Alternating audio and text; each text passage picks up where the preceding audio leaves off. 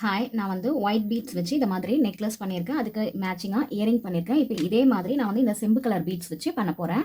அதுக்கு வந்து நான் வந்து செம்பு colour beads, gear lock, gear wire, அதுக்கப்புறம் ப்ளையர் எடுத்திருக்கேன். உங்களுக்கு லென்த் எந்த அளவுக்கு வேணுமோ அந்த அளவுக்கு கியர் ஒயரை கட் பண்ணிக்கோங்க.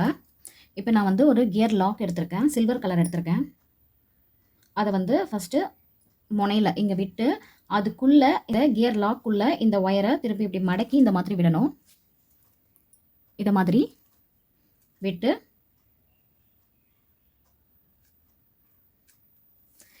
இதை மாதிரி விட்டு இதை வந்து இப்போ ப்ரெஸ் பண்ணிக்கணும்.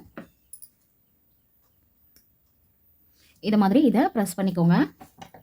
இந்த உள்ள விட்டுருக்கோம் பாருங்க, இந்த எக்ஸ்ட்ரா இருக்க கியர் ஒயரை கட் பண்ணிடலாம், இல்லைன்னா இது வந்து குத்தும். இதை மாதிரி கட் பண்ணிட்டு இப்போ நம்ம இந்த பீட்ஸை கோக்க ஆரம்பிக்கலாம். நான் வந்து குட்டி பீட்ஸ் எடுத்திருக்கேன். இது சின்ன சைஸு. இது ஒரு 25 பீட்ஸ் நான் கோத்துக்கிறேன். நீங்கள் உங்களுக்கு லென்த் எந்த அளவுக்கு வேணுமோ நீங்கள் அந்த அளவுக்கு கோத்துக்கோங்க. நான் வந்து சின்ன பசங்களுக்கு செய்கிறேன், அதனால் குட்டியாக தான் செய்கிறேன்.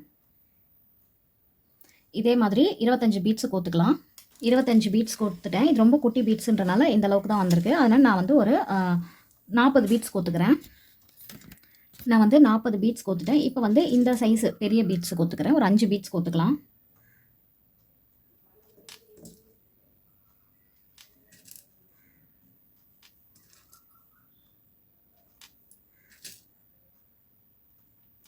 பெரிய பீட்ஸு 5 கோத்துட்டேன். இப்போ திரும்பவும் இப்போ பாருங்கள், 5 பெரிய பீட்ஸ் கோத்துட்டேன். இப்போ திரும்பவும் இந்த சைடு எப்படி 40 பீட்ஸ் கோத்தமோ அதே மாதிரி இந்த சைடும் 40 பீட்ஸ் கோத்துக்கலாம்.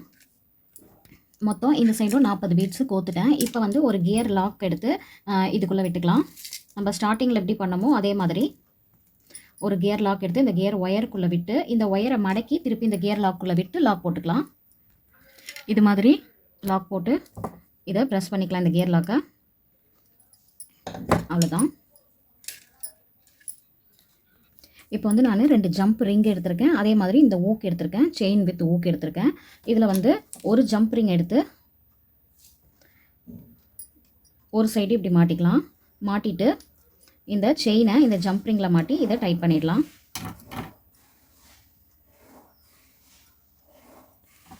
இப்போது இன்னொரு ஜம்ப் ரிங் எடுத்து இன்னொரு சைடில் மாட்டிக்கலாம். மாட்டிட்டு இந்த ஊக்கு இருக்குது பாருங்கள், இந்த ஊக்கை இதில் மாட்டிக்கலாம். மாட்டி இதையும் டைட் பண்ணிக்கலாம்.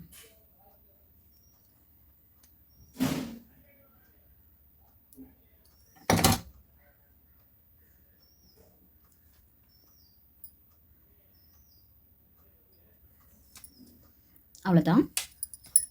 இது வந்து உங்களுக்கு எந்த அளவுக்கு லென்த் வேணுமோ நீங்கள் அந்த அளவுக்கு பீட்ஸு கோத்துக்கலாம்.